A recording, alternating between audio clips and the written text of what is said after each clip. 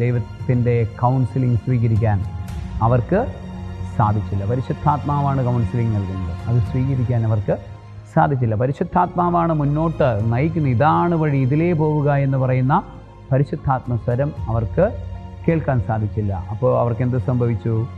അവർ ആസക്തികളിലേക്ക് വീണുപോയി. അവർ അസൂയാലുക്കളായി മാറി. ദൈവജനം ദൈവം നൽകിയ പുരോഹിതന്മാർക്കെതിരെ പാപം ചെയ്തു. മോശയ്ക്കെതിരെ പാപം ചെയ്തു, അഹരോനെതിരെ പാപം ചെയ്തു. ദൈവം അവരെ കഠിനമായി ശിക്ഷിക്കുന്നുണ്ട്. എന്നിട്ടും ആ ശിക്ഷ അവസാനിച്ചില്ല. അടുത്തൊരു തലത്തിലേക്ക് പോവുകയാണ്. അടുത്ത തലം എന്താണെന്നറിയാമോ? അടുത്ത തലത്തിൽ അവർ ദൈവത്തെ തന്നെ, നേരത്തെ ദൈവത്തിൻ്റെ പുരോഹിതന്മാരെയാണ് ഉപേക്ഷിച്ചതെങ്കിൽ അടുത്ത തലത്തിൽ അവർ ദൈവത്തെ തന്നെ ഉപേക്ഷിച്ചിരിക്കുന്നു. ദൈവത്തിൻ്റെ പുരോഹിതന്മാരെ ഉപേക്ഷിക്കുന്നവർ കുറച്ച് കളയുമ്പോൾ